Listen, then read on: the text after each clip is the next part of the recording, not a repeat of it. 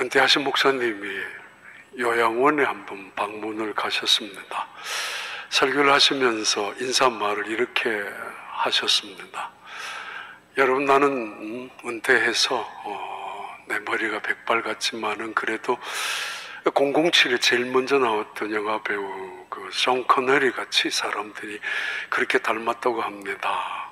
그렇게 이야기를 했어요. 불과 5년, 10년 전만 해도 금발이었던 백인 목사님이 그 잘생긴 로버트 레드포드 같다고 그랬었다고. 그리고 내가 젊었을 때는 30대는 톰 크루즈 같고 그리고 조금 지나면 40대는 브래드 피트 같았다고. 사람들이 나를 그렇게 불렀다고. 그러니까 앞에 할머니 한 명이 목사님, 우리가 그렇게 눈이 나쁜 줄 알아요? 그렇게 이야기했대. 그 정도는 볼 줄 아니까 그냥 허풍치지 말고 그냥 설교나 하시라고. 다른 데 가가지고 요양원에 이번에는 이분들이 그래도 시각이 좀 보시는가 보다고 해서 이번에는 이렇게 이야기를 했는가 봐요. 여러분, 저는 그래도 지금도 목소리가 괜찮지만은 젊었을 때는 목소리에 사람들이 뻑 같다고 뭐 그런 식으로.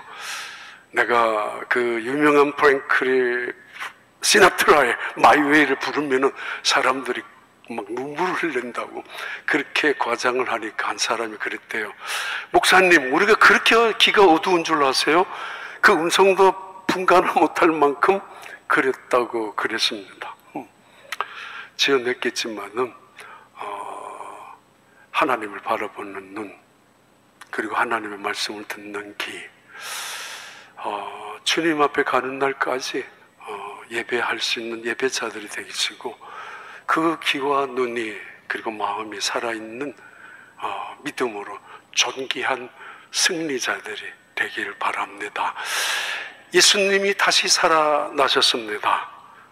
그러나 그것도 모른 채로 한 여인 몇 명이 예수님이 묻혀있는, 시신이 묻혀있는 무덤으로 달려갔습니다.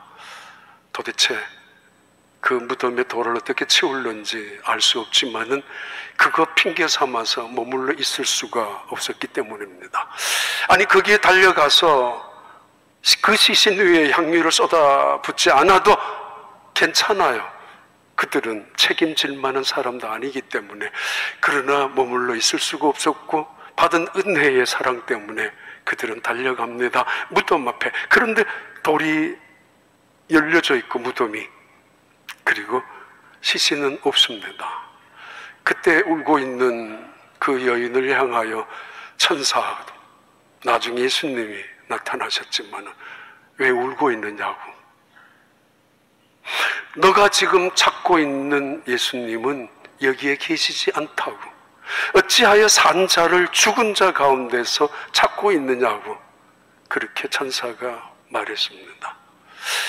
기독교는 죽은 자의 종교가 아닙니다. 산 자의 종교입니다. 아브라함과 이삭과 야곱의 하나님, 살아계신 하나님, 오늘도 산 자, 그들도 살아있는 산 자의 하나님, 그 하나님을 우리 믿습니다. 죽은 무덤 앞에서 제사를 지내고 있는 그런 종교가 아니라, 그래서 음식을 차려놔야 되고 제사상 그 조상이 와서 뭘 먹을까 궁금해하는 그런 제사가 아니라, 살아계신 하나님 앞에, 살아계신 예수 그리스도 앞에 예배를 드리는 것이 기독교입니다. 그런 다시 사신 예수님을 만나게 되기를 바랍니다. 갈릴리의 제자들 3년이 지난 다음 예수님이 부활했다는 소식을 소문도 들었지만은 멀찌감치 나와는 상관없다고 생각해서 다시 고향으로 들어가서 어부로 살았던 몇몇 제자들, 7명이나 되는 제자들, 그물을 내리고 있었습니다. 지난 3년 동안에 예수님 따라다니면서 예수님의 제자라고 생각했었고, 예수님의 제자답기만은 때로는 감격도 가졌었지만은 때로는 흥분도 했었지만은, 그래 예수님이 돌아가셨습니다.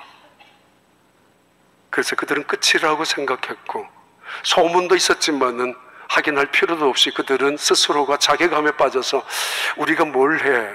뭘 예수 믿어? 뭘 사명이 있다고? 우린 그냥 고기나 잡는 거야 라고 되돌아갔던 그들에게 부활하신 예수님이 찾아가셨습니다. 그리고 아침 식사를 블랙파스트를 만들어 놓고 그들에게 어서 와서 먹으라고, 여기 와서 먹으라고. 부활하신 예수님인 줄 대부분 알죠. 그래서 감히 당신이 예수 맞습니까? 라고 물을 수가 없는 상황에 예수님이 이런 말씀하셨습니다. 날 사랑하느냐고. 그러면은 내 양을 치라고, 내 양을 먹이라고. 3년 전에 찾아오셨던 예수님께서 하셨던 말씀이죠. 내가 너로 사람 낚는 어부가 되게 할 것이라고.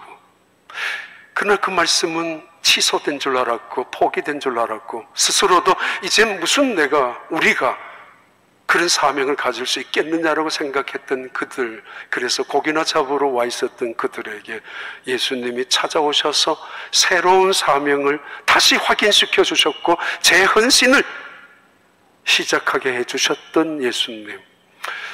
어쩌면 지친 발걸음으로, 이제는 포기한 발걸음으로, 교회는 무슨 교회야, 가봤지, 하지만 뭘 별다른 게 없다라고 생각해서 옛날로 되돌아갔던 발걸음들이 있다면, 이 아침에 다시 부활하신 예수님이 찾아가셔서 만나주셨던 것처럼 그 예수님을 만남으로, 부활하신 예수님을 만남으로 새로운 인생의 비전과 사명을 얻게 되기를 바랍니다. 엠마오로 내려가는 두 제자 있었습니다. 그들은 실망합니다. 자기 연민에 빠져서 눈물도 흘렸겠죠. 아니 분노까지 합니다. 뭐야? 예수님이 이 세상에 오셔서 남들과는 다른 그 말씀을 증거했을 때 모두가 다 정말 감격했었고 그 놀라운 기적을 행했을 때 세상은 뭔가 달라질 줄 알았지만은 그 예수님은 돌아가셨습니다. 아무것도 달라진 지 금친 것도 없이 헤롯은 그대로 대왕, 해왕, 임금이고 빌라도 총독은 그대로 빌라도 총독이고 로마는 그대로 로마입니다. 예수님이 오셔서 3년 동안 사역하셨는데 달라진 거 아무것도 없습니다. 그리고 그분이 다시 부활하신다라고 했다는 소문을 들었는데 만난 적도 없습니다. 그러면서 그들은 털레털레 엠마오로 내려갔을 때에 예수님이 그들 곁에서 이런 말씀을 하셨습니다. 왜 실망하느냐고, 무슨 말을 떠들고 있느냐고.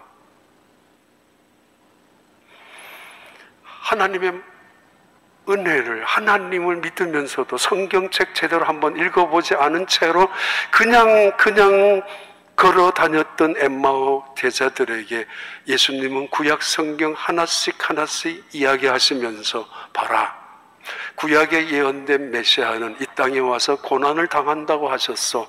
그리고 고난 속에서 죽는다고 하셨어.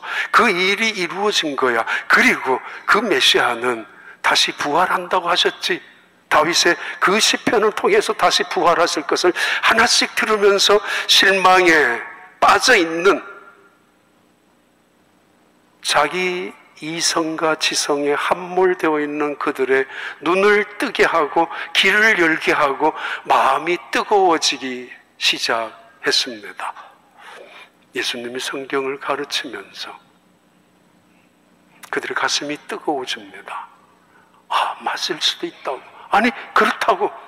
그때 눈이 밝아지고 귀가 열리면서 그 예수님이 바로 부활하신 예수 그리스도라는 사실을 바라보는 순간에 부활하신 예수님은 떠나가셨습니다.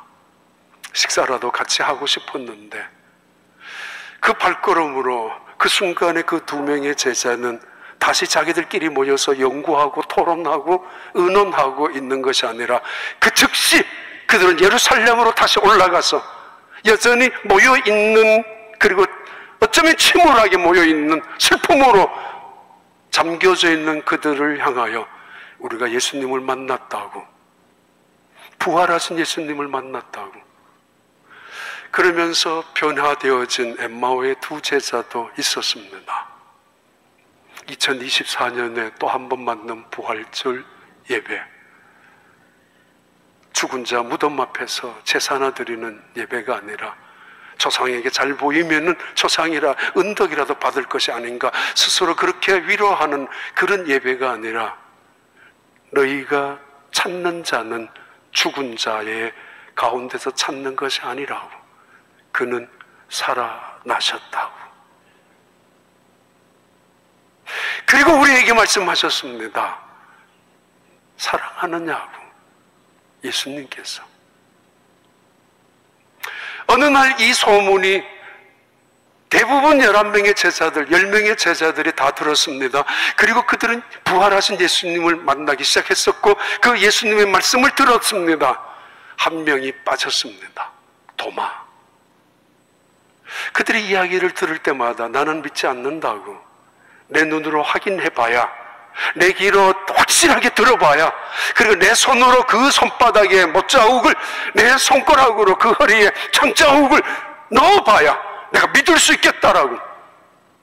대단히 이성주의자 같고 실증주의자 같고 합리적인 이야기 같습니다. 그건 얼마나 어리석은 이야기 아닙니까? 눈에 안 보이는 것이 얼마나 많이 있고 귀에 안 들리는, 못 듣는 것이 얼마나 많은데 내가 손에 잡는 것만 믿을 수 있다고요? 그런 오만함이 어디에 있습니까? 우리가 언제 스마트폰 세상에 이런 일이 이루어질 거라고 상상이라도 했습니까?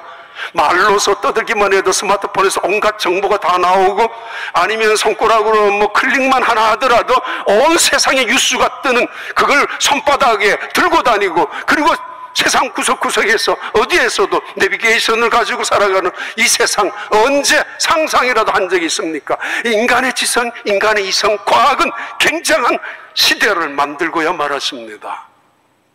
그러나 하나님의 지혜만큼 못합니다. 전쟁이 일어나고 테러가 일어나고, 그리고 홍해 바다가 갈라졌던 것처럼 홍수가, 그리고 지진이 일어나는 이 세상 속에 인간의 지혜가 있다 할지라도 무엇으로 막을 수가 있습니까? 예수님이 도마에게 말했습니다. 도마야, 너는 봐야 믿는다고 하고 만져야 믿을 수 있겠다고 하는데 보지 않고 믿는 것이 복된 사람이야. 믿음은 바라는 것들의 실상이요 보지 못하는 것들의 증거라고. 이로써 너희 선진들이 믿음의 증거를 얻었지 않느냐고. 믿음은 바로 하나님의 살아계심, 그리고 오늘 그 믿음은 예수 그리스도의 다시 부활하심을 믿는 그 믿음, 이것이 부활의 믿음이고 이것이 기독교의 복음입니다. 이 세상을 바꾸었던 가장 위대한 말 한 문장이 있습니다. 이 세상을 통째로 혁신을 시켰던 혁명적인 말이 하나 있습니다. 예수 다시 사셨다라는 말입니다. 온 세상을 뒤바꾸었던 말입니다. 한 문장이 온 세상을 바꾸었던 말입니다.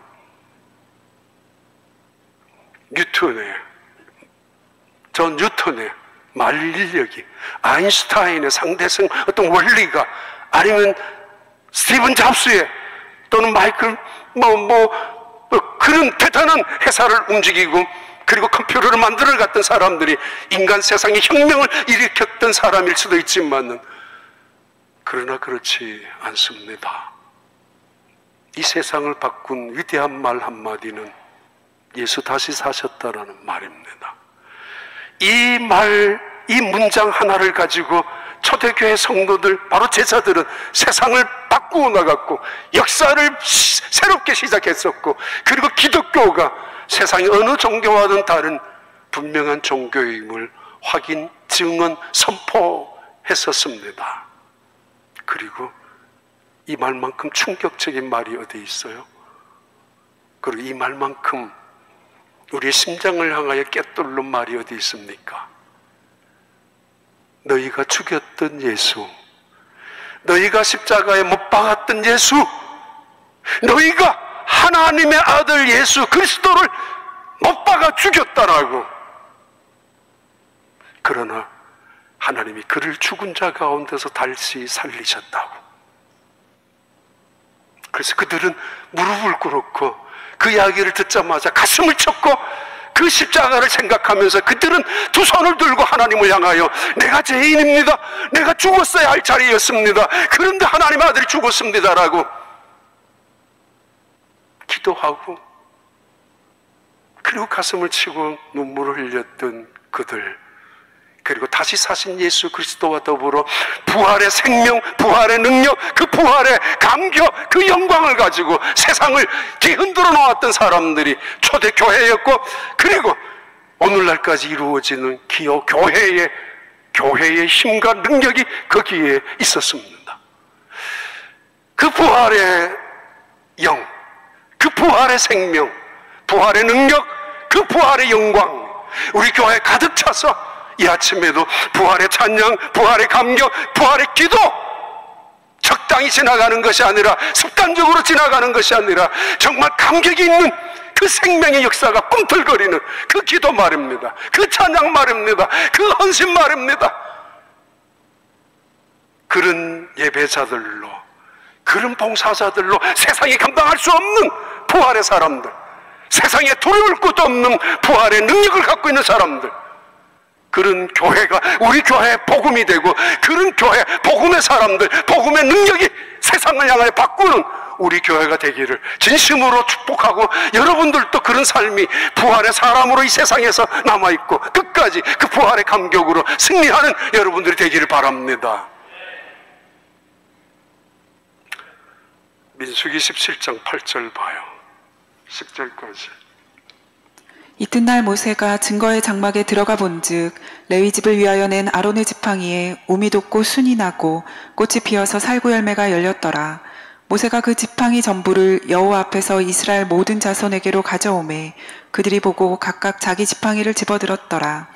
여호와께서 또 모세에게 이르시되 아론의 지팡이는 증거계 앞으로 도로 가져다가 거기 간직하여 반역한 자에 대한 표징이 되게 하여 그들로 내게 대한 원망을 그치고 죽지 않게 할지니라. 살구나무로 번역되었던 이 아몬드 나무, 중동 지역에 흔히 볼 수 있는 나무들 중에 하나이죠. 시띠나무, 그리고 아카시아라고 불리는 그 나무와 함께 늘 찾을 수 있는 나무가 바로 이 아몬드라고 불려지는, 우리는 살구나무입니다. 다시 언약궤 앞에 또는 언약궤 안에 있었던, 그리고 하나님의 명령이 그 안에 두라고, 앞에 두라고, 증거궤 앞에 두어서 너희들에게 증거로, 징조로, 표징으로 삼으라고. 이때 이 단어는 사케드입니다. 사케드. 때를 알게 해주는 나무, 사케드. 때로는 우리에게 경고와 주의를 주고, 때로는 하나님의 어떤 사인을 알려주는 뜻의 그 나무, 살구나무. 어느 날 하나님은 모세에게 그리고 아론에게 12지파의 지팡이를 다 갖고 오라고, 그리고 이 앞에 세워두라고, 언약궤 앞에 세워두었는데, 다음날 아침에 가서 보니까 12개의 지팡이대로 이름을 적었고, 그 중에 한 지팡이, 싹이 나 있고 꽃이 피었고 열매가 있는 그 지팡이, 그 꽃이 바로 살구나무, 사케드라고 불리는 아몬드 나무였습니다. 꽃으로 피었는 게 보니까 아론의 지팡이입니다. 하나님이 명령하셨습니다. 이 지팡이, 이 쌍난 지팡이를 언약궤, 바로 증거궤 앞에 두라고. 하나님의 사인이죠. 하나님의 경고이죠. 하나님의 주권 앞에서 거역하고 하나님의 그 말씀, 그 권위 앞에 도전했었던 이스라엘 백성들, 대표자가 고라, 다단, 그리고 아비암과 온이라는 네 사람. 자기도 루벤 장자의 후손이고 자기도 아론 지파의 레위 지파의 한 계통인데 왜 좋은 거는 아론만 하느냐라고, 왜 힘든 거는 우리가 해야 되느냐고, 우리가 왜 고생만 하느냐라고. 그래서 때로는 아론과 미리암도 모세에 도전한 적도 있었지만 이번에는 하나님은 아론을 지켜주기 위하여 이 사건을 일으킨 것입니다. 하나님의 주권 앞에 거역하지 말라고, 그러나 동시에 하나님의 보여주시는 때를 똑바로 정신을 차리고 하나님의 사인을 들으라는 이야기입니다. 무슨 경고와 무슨 사인입니까? 4명이 아론을 향하여 달려들죠. 사실은 저항을 했죠. 이때 거기에 협조한 250명, 그들이 다 향로에 불을 담고 나왔습니다. 그때 향로에, 그들이 들고 있는 향로마다 불이 튀어나와서 그 사람들을 다 불태워 죽이게 만들었습니다. 4명 땅이 갈라져서 그들을 삼켜버렸죠. 이 소식을 들었던 많은 이스라엘 백성들이 원망하죠. 다시 14,700명이 전염병으로 죽었습니다. 이 사건을 마무리하면서 하나님은 아론의 지팡이의 싹을 보여주었고 우물 트게 해주었고 그리고 꽃을 보여준 사건, 열매를 맺게 하는 사건을 그들에게 보여주면서 봐, 정신 차려야 돼. 그리고 지금이 어느 때인지 똑바로 보라고. 사케드라는 말에 그 때를 분별하는 사인은 이스라엘 민족이 건기 때 광야나 산 언덕에마다 푸른 색깔이 하나도 없을 만큼 다 모든 식물이 메말라서 죽는 순간입니다. 건기 마지막에 그들은 가슴이 답답할 정도로 비가 오기를 기다렸던 어느 순간에 바로 조그마한 살구나무 꽃이 피기 시작합니다. 그들은 간신히 포기하지 않고 희망을 걸게 됩니다. 이제 곧 비가 올 것 같아 라는 희망 말입니다. 겨울 같지 않는 겨울이지만 그래도 차가웠던 시간에 얼어있는 땅 속에 비집고 나오는 때로는 개나리, 때로는 매화, 때로는 그 아름다웠던 이 살구꽃처럼 그 나무들이 꽃을 피우는 순간에 그들은 따뜻함을 느끼면서 새로운 희망을 가지고 이 사인과 이 계절의 의미를 통하여 새로운 인생을 시작하려고 하는 그 의미, 하나님의 보여주시는 시간, 하나님의 타이밍이 가지고 있는 크로노스의 그때, 그리고 하나님께서 그들에게 아주 자극적인 표현으로 경고해 주시는 말씀이 살구나무의 의미입니다. 봐요. 고린도전서 15장 12절 15절입니다. 그리스도께서 죽은 자 가운데서 다시 살아나셨다 전파되었거늘 너희 중에서 어떤 사람들은 어찌하여 죽은 자 가운데서 부활이 없다 하느냐. 만일 죽은 자의 부활이 없으면 그리스도도 다시 살아나지 못하셨으리라. 예, 중간에 그 일부처럼. 꽤 오래전에 우리 교회 집사님 한 분이 돌아가시기 전에 목사님, 저 죽으면 화장해달라고. 저 식스텐 근처에 큰 빌딩에 그 요양원에 한 2주 동안 계셨는데 마지막 날 그랬습니다. 참 신기하게 고양이 한 마리가 그날 그 집사님 문 앞에서 딱 대기하고 있었습니다. 아무튼 화장해달라고. 그래서 한국에 계셨던 그분의 따님이 이제 오고, 그래서 저희 집사람과 함께 아마 이 근처 베어크릭 파크 근처에 허가를 받아야 되지만은 그냥 그렇게 뿌린 적이 있습니다. 어떤 사람 돌아가시면서 내가 죽으면은 그냥 강에다가 뿌리든지 묻어달라고. 어떤 민족, 어떤 사람들은 종교의식에 따라서 자기의 시체를 돌 위에, 그래서 짐승들의 밥이 되게 또는 새에게 밥이 되게 해주려고, 또 어떤 사람들은 그 시신 물고기의 밥이 되게 해주려고까지 하는 그런 종교나 그런 부족들도 있습니다. 대부분 그렇습니다. 내가 죽으면 누구 옆에 묻어달라고. 어떤 사람들은 죽어도 그 사람 옆에는 묻지 말게 하게 해달라고. 내가 살았어도 평생 지긋지긋했는데 나는 다른 데 묻어달라고. 어떤 사람들은 미리 명당을 찾기도 합니다. 나는 여기에 묻고 싶다고, 묻히고 싶다고. 그렇게 죽어갔습니다. 이 세상에 어떤 사람도 나는 죽을 거야, 그런데 다시 살 거야, 예루살렘에 올라가면은 능욕을 당하고 내 예루살렘에 가면 십자가의 처형을 당할 만큼 고난을, 고통을, 죽임을 당하겠지만은 사흘 만에 나는 다시 살아날 거야.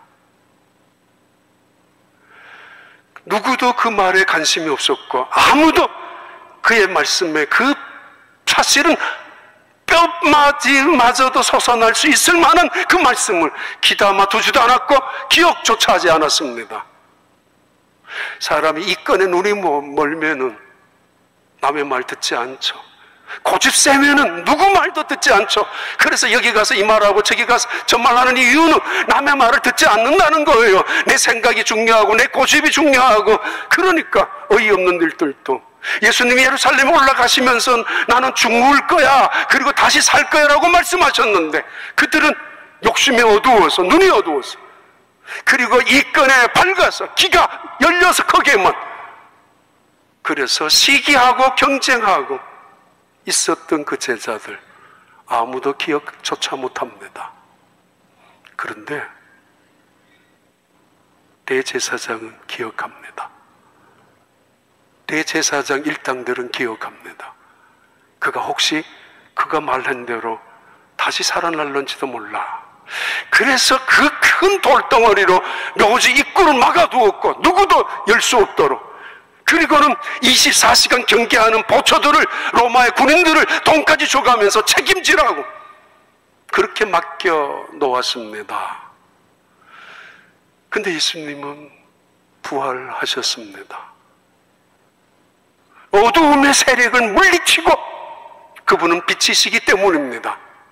그래서 우리가 하나님을 믿는다는 이야기는 어두움 가운데서 좌절하고 절망이 아니라 빛 가운데서 희망을 가지고 빛의 자녀로서 하나님의 영광을 바라보고 나아가는 것이 부활의 백성 하나님의 사람들입니다. 그는 죄악의 굴레를 제 값을 지불하시기 위하여 십자가에 처형당하셨지만은 그러나 그 죄악이 예수 그리스도를 발목 잡을 수가 없었습니다. 그는 그 죄를 짓밟을 수 있었던 하나님의 아들입니다. 그러면서 말씀합니다. 내가 죄를 이겼다고. 내가 세상을 이겼다고. 세상은 사탄의 세력이 마귀의 세력이 그를 죽음 속에 가두어 놓고 그들이 이겼다고 했는지 모르지만은 예수님은 마치 오늘 찬양처럼 뱀의 머리를 짓밟듯이 사탄과 마귀의 머리를 짓밟고 죽음에서 어두움에서 죄악의 세력에서 일어나셨던 분입니다. 죽음이 왕노릇하는 세상, 사망이 왕노릇하는 세상, 누구도 이 죽음을 이길 자가 극복할 자가 없지만 지금도 앞으로도 예수님은 죽음을 정복합니다. 사망의 권세를 깨뜨리고 그리고 이 세상에 은혜를, 믿음을, 하나님을 왕으로 그 믿음의 세계 생명을 왕으로 세우는 그 사건이 예수님의 십자가이며 그리고 우리에게 증언한 것이 부활이었습니다. 예수님 말씀하셨습니다. 내가 말했지. 내가 그 말한 대로 살아난 것이야. 이건 우리에게 사인이죠. 하나님이 어떤 분인지, 그리고 세상은 어떤 곳인지, 우리가 무엇을 위하여 살아가는지, 예수 그리스도가 왜 죽으시고 다시 부활하셨는지, 마치 막대기에 살고 나면 꽃이 피는 것처럼 사인을 주고 때로는 경고하는 거죠. 이 사건 앞에서 구원 있는가 하면 심판이 있고 영생이 있는가 하면 영벌로 나누어지는 사인 말입니다. 그리고 오늘의 시대 속에서 때가 가까워지고 있음을 점점 보여주는 그런 사건, 그런 사인입니다. 그렇습니다. 예수님은 다시 사셨습니다. 이 말씀보다 더 위대한 말이 어디 있을까요? 누가 저 위대하게 만들었던 이 피라미드, 저 타지마할, 뭐 아름다운 궁전까지라도 다 죽음의 무덤일 뿐입니다. 앙코르와트 전부 죽음의 무덤입니다. 기독교는 무덤 앞에 제사 드리는 것이 아닙니다. 또 하나 있습니다. 출애굽기 37장 17절 19절까지 말씀입니다. 그가 또 순금으로 등잔대를 만들되 그것을 쳐서 만들었으니 그 밑판과 줄기와 잔과 꽃받침과 꽃이 그것과 한 덩이로 되었고 가지 6이 그 곁에서 나왔으니 곧 등잔대의 3가지는 저쪽으로 나왔고 등잔대의 3가지는 이쪽으로 나왔으며 이쪽 가지에 살구꽃 형상의 잔색과 꽃받침과 꽃이 있고 저쪽 가지에 살구꽃 형상의 잔색과 꽃받침과 꽃이 있어 등잔대에서 나온 가지 6이 그러하며. 하나님은 이스라엘 백성들, 특히 모세에게 명령하셨죠. 성막을 지으라고. 성막 뜰에는 번제단과 물두멍이 있고 성막 안에는 성소와 지성소로 다시 나누어지는데 그 성소 속에 금촛대와 등잔대와 그리고 떡상 3개가 있습니다.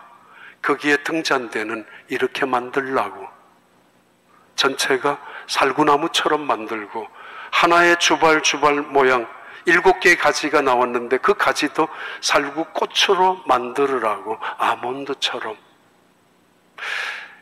사케드라는 뜻 히브리어의 아몬드 나무는 또 다른 의미에 쓰이기도 하는데 루즈라는 단어도 쓰일 때도 있습니다. 루즈. 야곱이 이야기 드렸죠. 루스라는 땅에서 하나님이 찾아오셨다고. 버려진 땅, 패배한 사람들이 몰려드는 도망자들이 있는 그 땅. 그러나 하나님이 찾아오셔서 야곱을 만나주셨던 베델. 이 샤케드라고도 불리워지고 루스라고도 불리워지는 이 살구나무, 이 의미는 이스라엘 백성들의 하나됨을 강조하고 이스라엘 백성들의 연합을 강조하고 그리고 반드시 하나님의 백성들의 의미 있는 화목을 바라보고 있고 그리고는 예수 그리스도로 통하여 회복되어진 이스라엘 민족을 상징하는 의미이기도 합니다. 그런데 원래 이 2번째 뜻은 지키다라는 뜻입니다. 하나님의 경고와 사인과 때를 알려주는 그 사인이라면은 살구나무의 2번째 뜻은 지켜주다라는 의미입니다. 보호하다, 지키다. 등잔대에서 보여주는 이스라엘 민족이 하나가 되어지는 것, 그 의미를 보여주면서 동시에 너희들은 내가 지켜줄 테니까 하나가 되라고, 마음이 하나가 되라고 똑바로, 제대로. 그러면 내가 지키고 인도하여 줄게. 그게 살구나무의 아론의 쌍난 지팡이의 또 다른 의미입니다. 봐요. 민수기 16장 46절부터 49절입니다. 이에 모세가 아론에게 이르되 너는 향로를 가져다가 제단의 불을 그것에 담고 그 위에 향을 피워가지고 급히 회중에게로 가서 그들을 위하여 속죄하라. 여호와께서 진노하셨으므로 연병이 시작되었음이니라. 아론이 모세의 명령을 따라 향로를 가지고 회중에게로 달려간즉 백성 중에 연병이 시작되었는지라. 이에 백성을 위하여 속죄하고 죽은 자와 산 자 사이에 섰을 때에 연병이 그치니라. 고라의 일로 죽은 자 외에 연병에 죽은 자가 14,700명이었더라. 이때 일어난 사건을 중재한 것이 모세였고 모세의 금향로를 가지고 모든 전염병을 멈추게 했었던 사건인데 하나님은 그 다음날 아론의 쌍난 지팡이 사건을 통해서 언약궤 앞에 두라고 그랬죠. 그러면 이거는 또 다른 예수 그리스도의 십자가의 의미와 연결되어지고 있습니다. 누가복음 24장 46절 49절입니다. 또 이르시되 이같이 그리스도가 고난을 받고 제3일에 죽은 자 가운데서 살아날 것과 또 그의 이름으로 죄사함을 받게 하는 회개가 예루살렘에서 시작하여 모든 족속에게 전파될 것이 기록되었으니 너희는 이 모든 일의 증인이라. 볼지어다 내가 내 아버지께서 약속하신 것을 너희에게 보내리니 너희는 위로부터 능력으로 입혀질 때까지 이 성에 머물라 하시니라. 예수 그리스도는 다시 살아나셨습니다. 다시 부활하셨습니다. 그 예수님이 우리에게 약속하신 약속입니다. 내가 세상 끝날까지 너희와 항상 함께 하리라고. 예수님이 살아나신 사건을 2가지의 동사로 쓰고 있습니다. 사도행전과 로마서, 고린도 전후서 모든 서신서에서는 하나님이 그를 죽은 자 가운데 있던 예수를 다시 살리셨고 일으키셨다라고, 하나님이 개입하셔서 그를 더 이상 죽은 자 가운데 머물러 둘 수 없었기 때문에 일으키셨다고.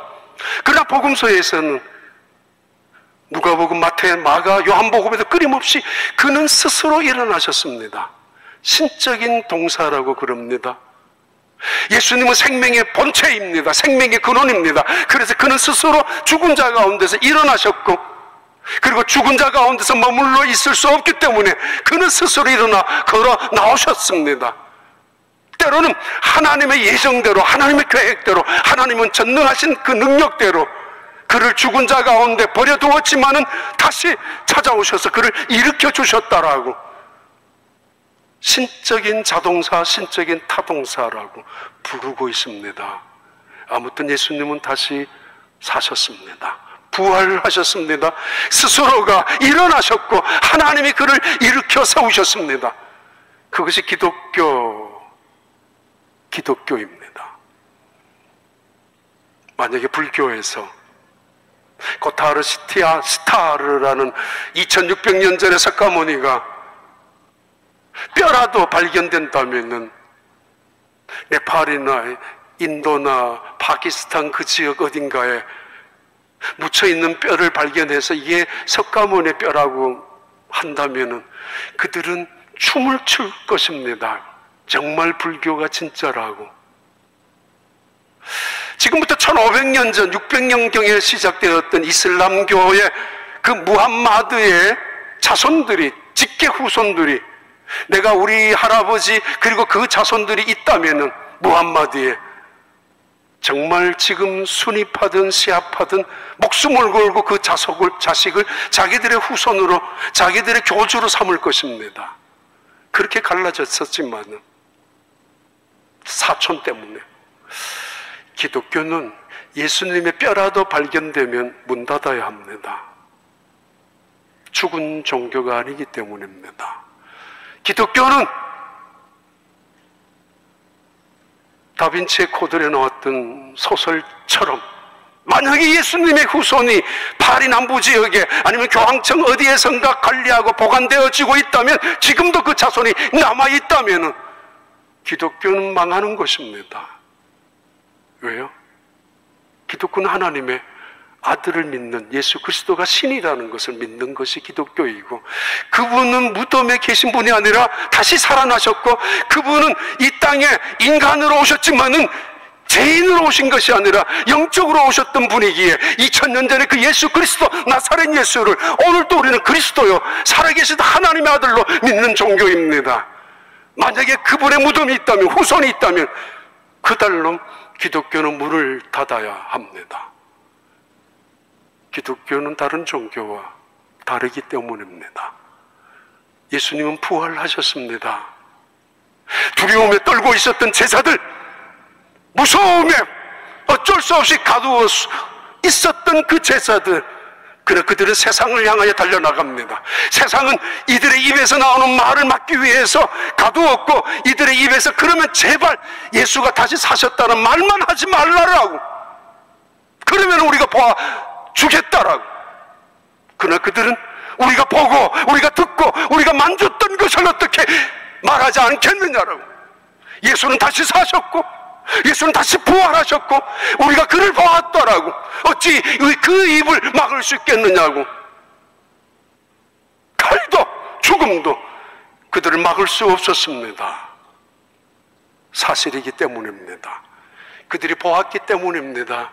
그래서 그들의 말이 힘이 있었고, 그들의 찬양이 감격이 있었고, 그들의 기도가 간절하고 뜨거웠고 영광스러운 기도였습니다. 그들의 예배를 세상은 두려워할 만큼 살아있는 거룩한 예배를 드렸습니다. 마지막에 민수기 17장 8절 봐요. 이튿날 모세가 증거의 장막에 들어가 본즉 레위 집을 위하여 낸 아론의 지팡이에 오미 돋고 순이 나고 꽃이 피어서 살구 열매가 열렸더라. 여호와께서 또 모세에게 이르시되 아론의 지팡이는 증거계 앞으로 도로 가져다가 거기 간직하여 반역한 자에 대한 표징이 되게 하여 그들로 내게 대한 원망을 그치고 죽지 않게 할지니라. 막대기에 싹이 났습니다. 이게 가능합니까? 지팡이에 열매가 꽃이 피고 열매가 맺었습니다. 이게 어떻게 믿을 수 있습니까? 그래서 교회는 안 가겠다고, 그래서 예수 못 믿겠다고. 아니 그러면은 물로 포도주를 만든 게 믿어지지 않고 예수님이 물 위를 걸어가신 게 도저히 믿을 수가 없고 이건 광신자들이고 비이성주의자라면은 그러면 물 위를 걸어가다 빠진 예수는 믿어야 합니까? 그런 예수를 왜 믿어요? 포도에서 포도주를 만드는 거 누구나 할 수 있는데 그것이 이성적이라고 합리적이라고 그래야 믿는다라고요. 그런 분을 왜 믿을 수 있습니까? 물로 포도주를 만드셨으니까, 증인도 있으니까, 바다 위를 걸어가셨으니까, 풍랑을 다스릴 수 있었으니까, 증인들도 분명했으니까, 심지어 오병이어로 5,000명을 먹였던 그 사건 앞에서 누가 거짓말이라고 할 수 있습니까? 눈으로 본 사람들이 5,000명이, 귀로 들은 사람이 5,000명이, 10,000명이나 되는 사람들이 있는데, 아니 손으로 입으로 먹은 사람들이 수만 명이었는데 못 믿겠다고요. 그들에게는 생생한 증언입니다. 아론의 막대기, 이거 죽었습니다. 뿌리가 없습니다. 잎사귀도 없는 나무였고 나무 토막이었습니다. 실패한 인생이고 죽은 인생과 마찬가지입니다. 그런데 하룻밤 자고 나니까 그 나무에 싹이 나고 그 나무에 꽃이 피고 그 나무가 생명의 나무가 되었습니다. 하나님은 어떤 분인가 물어야 합니다. 여러분은 어떤 하나님을 믿는가 질문해야 합니다. 예수님은 어떤 분이었는가, 그리고 우리가 왜 예수님을 믿어야 하는가 다시 한번 확인해 봐야 합니다. 적당한 종교의식 속에서 예배를 드리고 절기를 지키는 것이 아니지 않습니까? 하나님 어떤 분이에요? 때로는 우리의 인생이 죽은 것 같은 인생이죠. 그러나 꽃을 피우게 하는 분 하나님, 하나님의 능력, 전능하심, 하나님의 지혜와 사랑, 이제는 끝이라고 패배라고 말할 수밖에 없는 지팡이 같은 무슨 생명이 역사합니까만, 그러나 그 패배한 것 같이 끝인 것처럼 느껴질 수도 있는 우리 인생을 하나님이 손으로 잡기만 한다면, 하나님의 손에 붙잡히기만 한다면 그 지팡이는 하나님의 지팡이가 될 것이며, 그래서 홍해 바다를 갈라지게 하고 반석을 생수가 솟아나게 하는 우물로 만들 수도 있는 것, 내가 아니라 내 재주 따위가 아니라 하나님, 하나님의 전능하십니다. 그래서 두려워하잖아요. 그 하나님의 임재 앞에서. 그래서 감격해 하잖아요. 그 영광스러운 하나님의 임재 앞에서, 하나님의 능력 앞에서 말입니다.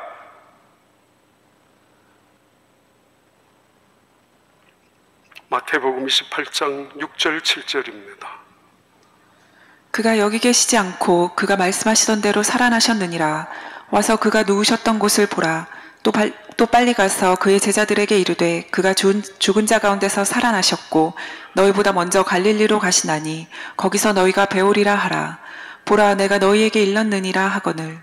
누가복음 24장에도 볼까요? 여자들이 두려워 얼굴을 땅에 대니 두 사람이 이르되 어찌하여 살아있는 자를 죽은 자 가운데서 찾느냐. 여기 계시지 않고 살아나셨느니라. 갈릴리에 계실 때에 너희에게 어떻게 말씀하셨는지를 기억하라. 이르시기를 인자가 죄인의 손에 넘겨져 십자가에 못 박히고 제3일에 다시 살아나야 하리라 하셨느니라 한데. 예수님 다시 부활하셨습니다. 어떻게 죽은 자가 부활할 수 있느냐고요? 살구나무를 보세요. 아론의 쌍난 지팡이를 보세요. 거기에다가 생명을 불어넣을 수도 있는 하나님의 능력이, 그 속에 하나님의 권능이 나타나는데, 그렇게 하시는데 이것이 살아있는 증거가 아니겠습니까? 누가복음에도 볼까요? 24장 5절 7절. 여자들이 두려워 얼굴을 지나갈게요. 그러면 이제 결론을 빨리 드릴게요. 로마서 8장 9절부터 11절. 만일 너희 속에 하나님의 영이 거하시면 너희가 육신에 있지 아니하고 영에 있나니 누구든지 그리스도의 영이 없으면 그리스도의 사람이 아니라. 또 그리스도께서 너희 안에 계시면 몸은 죄로 말미암아 죽은 것이나 영은 의로 말미암아 살아있는 것이니라. 예수를 죽은 자 가운데서 살리신 이의 영이 너희 안에 거하시면 그리스도 예수를 죽은 자 가운데서 살리시니까 너희 안에 거하시는 그의 영으로 말미암아 너희 죽을 몸도 살리시리라. 만약에 너희가 예수를 믿는다 하면서 그 속에 예수의 영, 부활의 영이 없으면 그리스도인이 아니야 라고 말씀하죠. 예수의 부활의 영은 그를 죽은 자 가운데서 살리신 하나님의 거룩한 영이라고도, 능력이라고도 말씀하고 있죠. 그러면서 10장 9절부터 10절입니다. 내가 만일 내 입으로 예수를 주로 시인하며 또 하나님께서 그를 죽은 자 가운데서 살리신 것을 내 마음에 믿으면 구원을 받으리라. 사람이 마음으로 믿어 의에 이르고 입으로 시인하여 구원에 이르느니라. 지난주에 새롭게 하소서 그 방송 프로를 보다가 한국의 아주 유명한 가수의 간증을 들었습니다. 관심이 갔습니다. 왜냐하면 그분도 미국의 이민자로 살았던 사람이니까 어떤 일로 통해서 한국에서 거의 도피하다시피 해서 그 뉴욕에 이주해서 왔는데 할 것도 없고 돈도 없고 그래서 길거리에서 이것저것 5불 이하짜리 그 물건 장난감도 팔고 별거 다 파는 그런 장사를 시작을 했습니다. 비 오는 날이면은, 그리고 바람이 많이 부는 날이면 그 장사를 하지 못하고 공을 치는데 어느 날 비가 갑자기 쏟아져서 그냥 주섬주섬 싸들고 집으로 돌아왔는데 집에 아무도 없더래요. 자기 아내와 장모님이 계셔야 하는데 그래서 이상하다라고 해서 여기저기 이렇게 찾아보다가 우연히 자기 동네가 우드사이드인데 그 우드사이드에 있는 어느 교회에 보니까 밖에서 우연히 봤겠죠. 거기에 있는 것을 보았습니다. 화가 굉장히 많이 났대죠. 그러나 참았습니다. 자기가 미국 자기 때문에 와서 고생하는 거 아내나 그 장모님 보면서 미안하기도 하고, 근데 모른 척하고 지나갔는데 다시 어느 날, 그날도 장사 더 이상 할 수가 없어서 그랬는지 일찍 돌아왔는데 그날따라 아내와 장모님이 자기가 올 때까지 일부러 기다렸다는 뜻이 오는 걸 보고 나가더라고 그래요. 성경책을 들고 찬송가를 들고 교회로 보란 뜻이 일부러. 그래서 너무도 화가 나가지고 내가 이 고생하고 이 죽을 힘을 다해서 살려고 애를 쓰는데 그래도 그 뉴욕의 이민자들 저 사람 한국에서 가수였대 이랬는 이야기도 듣는데 그런데 망했대 이런. 그런데 그 속에서 자기 아내가 가는 그 교회를 따라갔었대요.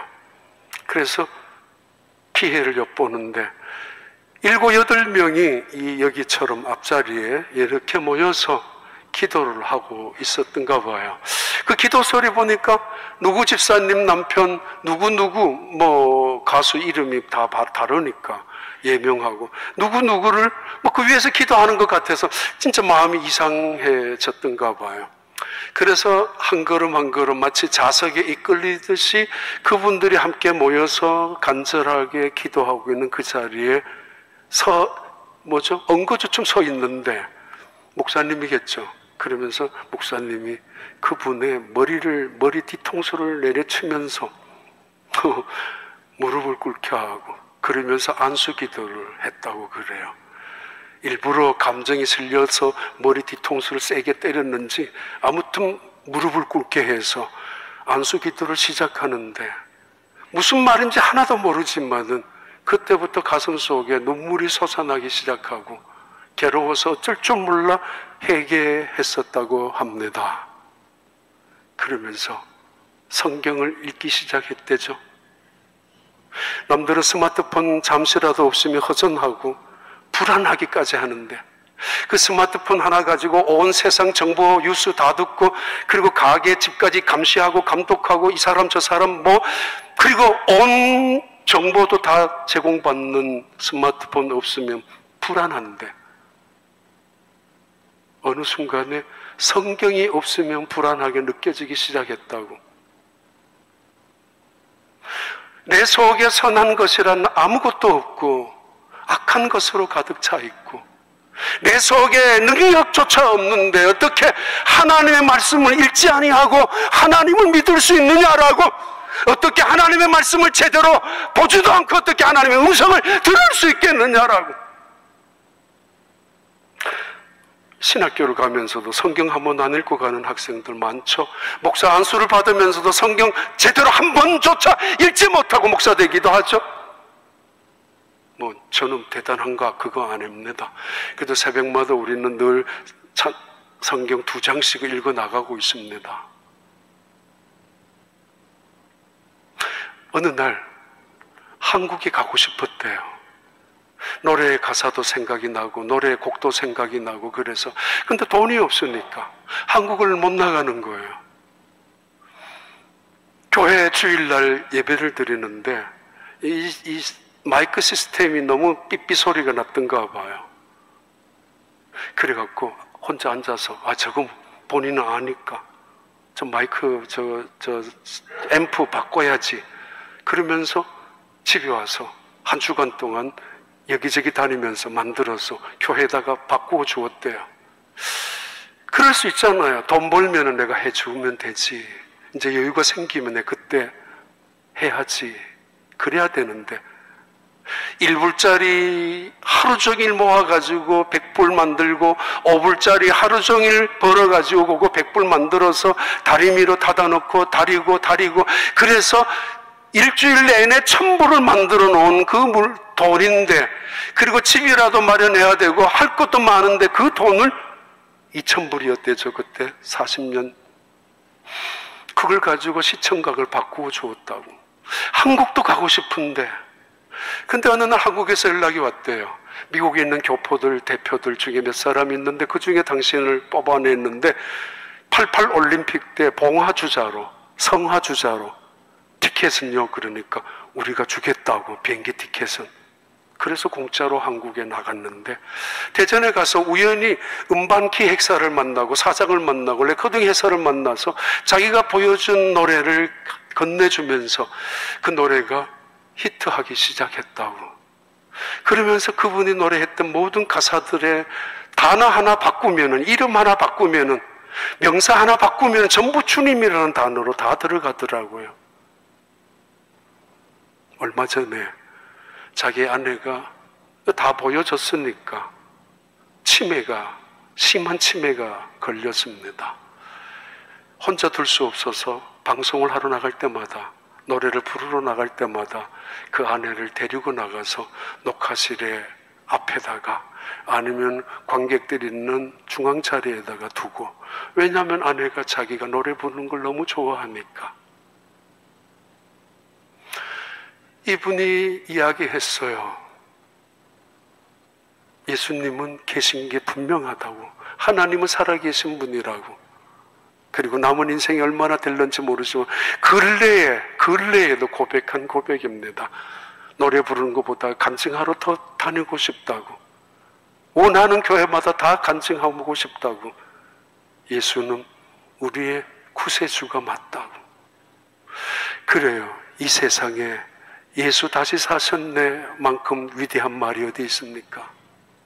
다시 사신 예수 그리스도, 죽은 자의 하나님이 아니라 산 자의 하나님, 그 예수 그리스도, 그분을 구주로 믿고 살아가는 우리 여러분, 때로는 좌절하고 때로는 절망 속에 있다 할지라도 막대기 같은 인생 속에 생명을 불어넣으실 수 있는 하나님의 지혜와 능력, 그 속에서 하나님의 감격을 가지고 세상에 살아가는 부활의 증인들, 부활의 성도들, 부활의 하나님의 백성들로 끝까지 그 승리의 찬양을 하며 그 영광스러운 복음을 증거하며 나아갈 수 있는 하나님의 사람들이 되기를 진심으로 축복합니다.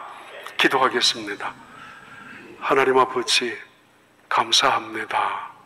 죽은 영이 아니라 살아계신 하나님의 영, 부활의 영을 우리 속에 주셔서 예수 그리스도를 부활의 주님으로 고백하게 하시고, 그리고 예수 그리스도를 믿음으로 그 믿음 속에서 세상에서 승리하며 살아갈 수 있는 하나님의 사람들이 되도록 지켜주시고 인도하신 것 진심으로 감사합니다.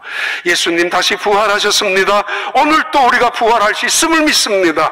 예수님 부활의 첫 열매가 되셨습니다. 우리도 나머지 풍성한 열매가 될 줄 믿고 감사합니다.